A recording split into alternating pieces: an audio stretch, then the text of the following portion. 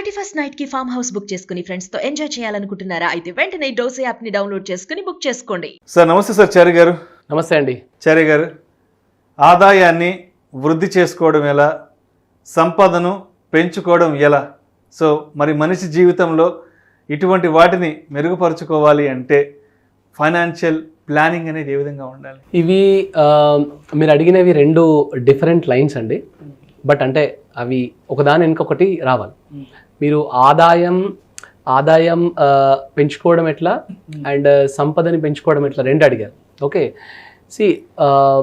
First నేను దీనికి answer చేస్తాను. మన సంపద పెరగడానికి, మన సంపద పెరగకపోవడానికి కూడా మనమే కారణం.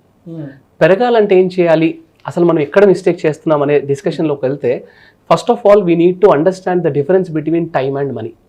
ఓకే, ఇది కరెక్ట్గా అర్థమైన వాళ్ళకి మీరు అడిగిన క్వశ్చన్కి ఆన్సర్ దొరికిపోతుందండి. ఓకే, ఫర్ ఎగ్జాంపుల్ నేను మిమ్మల్ని ఒక క్వశ్చన్ అడుగుతాను, మీరు జెన్యున్గా ఆన్సర్ చెప్పండి.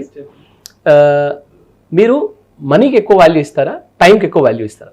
ఆబ్వియస్గా సమయానికి ఎక్కువ ఇంపార్టెన్స్ ఉంటుంది, టైంకి ఎక్కువ వాల్యూ ఇస్తారు. రైట్, నేను మీకు క్వశ్చన్ అడుగుతాను. సపోజ్ మీరు మీ ఫ్యామిలీతో మూవీకి వెళ్ళారు, ఒక 1000 రూపీస్ అక్కడ మూవీలో ఖర్చు పెట్టారు, టికెట్స్ కానీ ఇంటర్వెల్ కానీ దానికి. మూవీ నుంచి బయటకు వచ్చేటప్పుడు తల పట్టుకొని వచ్చారు, అనవసరంగా వచ్చాను రా, మూవీ అంత చెండాలంగా ఉంది, అంత మూడంతా ఆఫ్ అయిపోయింది, డిసప్పాయింట్ అయిపోయారు.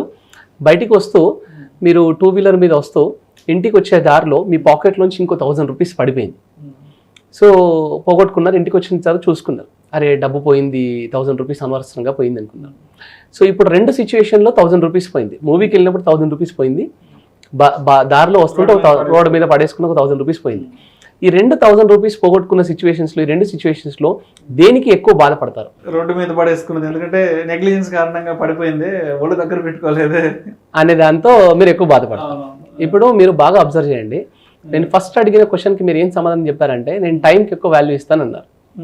సెకండ్ అడిగిన క్వశ్చన్లో ఏం జరిగిందంటే, నేను మూవీకి వెళ్ళినప్పుడు మీ టైం డబ్బు రెండు పోయినాయి, దారిలో వస్తున్నప్పుడు డబ్బు మాత్రమే అయింది, టైం పోలేదు. కానీ మీరు ఇంటికి వచ్చిన తర్వాత ఓన్లీ డబ్బు పోయిన దానికి ఎక్కువ బాధపడుతున్నారు, టైం పోయిన దానికి ఎక్కువ బాధపడట్లేదు మీరు. ఓకే, ప్రాక్టికల్గా 99% of people are doing this mistake. అంటే మనం టైంకి వాల్యూ ఎక్కువ ఇస్తాను అనుకుంటాం, కానీ టైంకి వాల్యూ ఇవ్వట్లేదు. మనకైనా అదే 24 అవర్స్, అంబానీకైనా అదే 24 అవర్స్, ఇంకా వారెన్ బఫెట్కైనా అదే 24 అవర్స్ అండి. ఎవరు టైంని కరెక్ట్గా సద్వినియోగం చేసుకుంటున్నారో వాళ్ళకి సంపాదన పెరుగుతుంది. మనం ఇంకా ఎక్కడెక్కడ మీరు ప్రాక్టికల్గా అబ్జర్వ్ చేస్తే ఏమవుతుందంటే, నేను ఒక సిచ్యువేషన్ చూసాను ప్రాక్టికల్గా. రోడ్డు పైన వెజిటేబుల్స్ అమ్మే వాళ్ళ దగ్గరికి ఒక ఆయన వచ్చారు.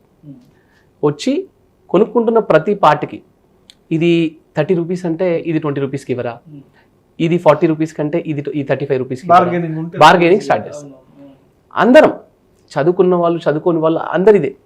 ఇంకొక ఆయన సడన్గా కార్లో వచ్చాడు. ఫస్ట్ ఆఫ్ ఆల్ అన్ని ఇది 1 kg ప్యాక్ చేయి, ఇది 1/2 kg ప్యాక్ చేయి, ఇది 1 kg ప్యాక్ చేయి అని చెప్పేసి అన్ని ప్యాక్ చేయించాడు. ఫైనల్గా ఎంత అంటే 500. తీసుకున్న వాళ్ళకు కూడా బార్గెనింగ్ ఏం చేయలేదు కదా అని చెప్పేసి, సార్ 50 రూపీస్ కమ్దేదో అన్నాడు, 450 రూపీస్. ఇక్కడ హాఫ్ అన్ అవర్ నుంచి వాళ్ళు చేస్తున్న, ఎవరైతే బార్గెన్ చేస్తున్నాడో ఆయనకి అదే 50 రూపీస్ డిస్కౌంట్ వచ్చింది. వచ్చి కొనుక్కున్నాడు, వెళ్ళిపోయాడు, ఏమీ డిస్కషన్ చేయలేదు, ఆయనకి అదే 50 రూపీస్ డిస్కౌంట్ వచ్చింది. ఆయనకి ఈయనకి డిఫరెన్స్ ఎక్కడ వచ్చింది అంటే, ఈయన బార్గెనింగ్లో టైం వేస్ట్ ఎక్కువ చేస్తున్నాడు, ఆయన టైంకి వాల్యూ ఇచ్చేసరికి ఆ కొనుక్కునేవాడు కూడా ఆయనకి వాల్యూ ఇచ్చేసాడు. రెస్పెక్ట్ అనేది పెరుగుతుంది. ఎప్పుడైతే మనము మన సంపాదన మీద మన టైం పెడతామో, మనం ఏం చేస్తున్నామంటే 90% ఆఫ్ మన మనీని ప్రతి దగ్గర, వెజిటేబుల్స్ అనే కాదు, ఒక డాక్టర్ దగ్గరికి వెళ్ళాలనుకోండి, ఒక గూగుల్లో సెర్చ్ చేయడము, మెడికల్ షాప్కి వెళ్ళడము, మన టైం వేస్ట్ చేయడం అక్కడ. ఒకవేళ అది ఏదైనా రియాక్షన్ అయిందనుకోండి, మళ్ళీ డాక్టర్ దగ్గర వెళ్ళాల్సిందే కదా. ప్రతి దగ్గర మనకి ఇంటి పక్కన 10 రూపాయలకి ఎక్కువ దొరుకుతుందని చెప్పేసి 10 కిలోమీటర్స్ దూరం వెళ్ళి కొనుక్కుంటున్నాం. ఓకే, ఇలాంటి చిన్న చిన్న మిస్టేక్స్ మన సైకాలజీ, మన బ్రెయిన్ మీద చాలా ఎక్కువ వెయిట్ పడి మన ఇంటెలిజెన్స్ అంటారు చూసిన, మన యొక్క ఇంటెలిజెన్స్ మన వర్క్లో, ఈ ఇంటెలిజెన్స్ అంతా ఇక్కడ ఉపయోగించేసేసరికి మన వర్క్లో మన ఇంటెలిజెన్స్ తగ్గిపోతుంది. సైకలాజికల్గా మనకు తెలియదు కానీ చాలా ఎఫెక్ట్ పడుతుంది.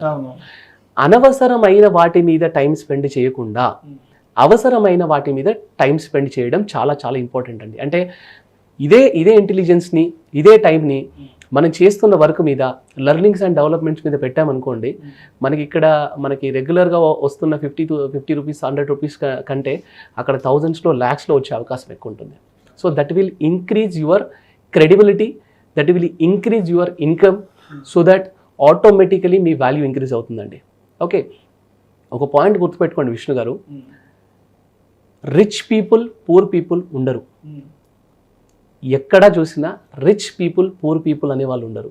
రిచ్ థింకింగ్ పూర్ థింకింగ్ అనేది ఉంటుంది. Super. This is very very important point. So rich thinking వల్ల మనకి టైం సేవ్ అవుతుంది, ఆ టైం వల్ల మనకి సంపాదన పెరుగుతుంది. ఇప్పుడు మీరు అడిగిన ఇంకొక పాయింట్ ఏంటంటే, డబ్బు సంపాదించడం, సంపాదన పెంచుకోవడం ఒక లైన్ అయితే, ఆ వచ్చిన ఆదాయాన్ని వృద్ధి చేసుకోవడం కూడా ఇంకో లైన్. ఇది కూడా చాలా చాలా ఇంపార్టెంట్. ఓకే, సో సంపాదన పెంచుకోవడంలో టైం ఎంత ఇంపార్టెంటో, ఇక్కడ ఆదాయం వృద్ధి చేయడంలో కూడా కంప్లీట్గా టైం పెట్టకపోయినా కొంచెం టైం పెట్టినా సరే ఆ కొన్ని ఫార్ములాస్ ఫాలో అవ్వాలి వాటికి. ఓకే, ఫస్ట్ ఆఫ్ ఆల్ మన సెక్యూరిటీ. జనరల్గా మీరు సంపాదించిన డబ్బు ఎక్కడైనా సడన్గా ఖర్చు అయిపోయే అవకాశాలు ఎక్కడ ఎక్కువ ఉన్నాయి? సడన్గా ఖర్చు అయిపోయే అవకాశాలు అంటే హాస్పిటలైజ్ చాలా ఇంపార్టెంట్. ఏదైనా జరిగి హాస్పిటలైజ్ అయితే అక్కడ కోలుకోలేని దెబ్బ పడిపోతుంది కదా. ఫస్ట్ ఆఫ్ ఆల్ దానికి ఫుల్ స్టాప్ పెట్టాలి. ఏం చేయాలి? వస్తున్న డబ్బులోంచి 10 రూపాయలు తీసేసి ఇన్సూరెన్స్లోకి పెట్టేసుకోవాలి. So that first of all మనకి ఆ భయము, ఆ లోపల టెన్షన్, లేదా మనం సంపాదించుకున్న, ఇవాళ చూడండి గోల్డ్, వాళ్ళకు ఉన్న అసెట్స్, అది ల్యాండ్ అనుకోండి, ఏదైనా హాస్పిటల్కి వెళ్ళినప్పుడు ఆలోచించకుండా అమ్మేస్తారు క్షణాల్లో. ఎందుకు ఇవి ఏం మిస్టేక్ ఎందుకు అవుతుందంటే ఇన్సూరెన్స్ తీసుకోక. సో ఆదాయం సంపాదన పెంచుకుంటూ ఆదాయం వృద్ధి అవ్వాలి అంటే ఫస్ట్ ఆఫ్ ఆల్ మనం సెక్యూర్గా ఉండాలి.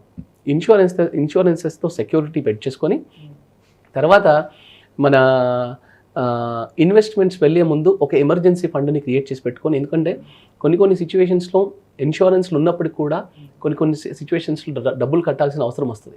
కొన్నిసార్లు కోవిడ్ లాంటి సిచ్యువేషన్స్ వల్ల కంపెనీలు మనకు శాలరీస్ పే చేయలేని సిచ్యువేషన్స్, లేదా రోడ్ యాక్సిడెంట్ అయ్యి మనం ఒక 3-4 మంత్స్ మనం వర్క్ చేయలేని పొజిషన్లో, లేదా నేను ఆన్ సైట్కి వెళ్ళాలి ఒక 3-4 మంత్స్ కోర్స్ తీసుకుంటున్నాను, ఇలాంటి సిచ్యువేషన్స్ని మన ఆదాయం వృద్ధి అయ్యే వాటిని ఆపేస్తూ ఉంటాయి.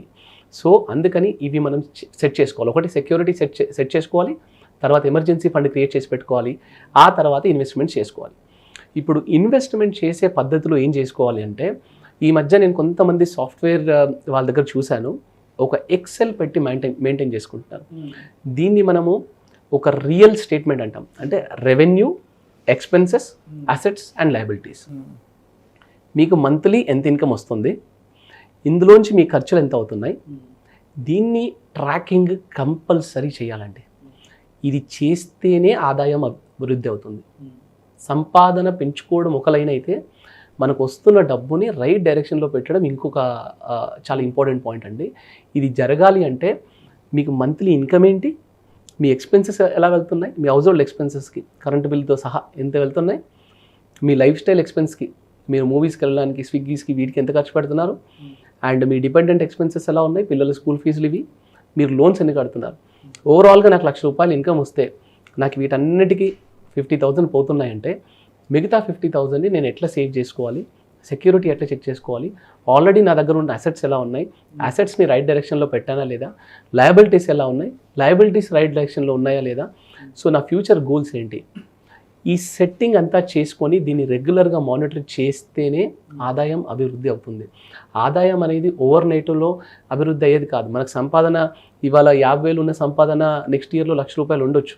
కానీ మనకి వెల్త్ క్రియేట్ అవ్వాలంటే, ఓకే, మన ఇన్కమ్ ఇంక్రీజ్ అవ్వడం ఓకే, మనం కొంచెం తొందరగా చేసుకోవచ్చు. కానీ వెల్త్ మాత్రం ఓవర్ నైట్ కానీ, ఓవర్ 1 ఇయర్ కానీ, ఓవర్ 1 మంత్లో కానీ ఏది కాదు. అది శ్రద్ధగా మనం దాన్ని రెగ్యులర్గా ట్రాక్ చేసుకుంటూ వెళ్తూ మనకు ఒక 5 ఇయర్స్కి 10 ఇయర్స్కి సిగ్నిఫికెంట్ ఆఫ్ ఇది కనిపిస్తుంది.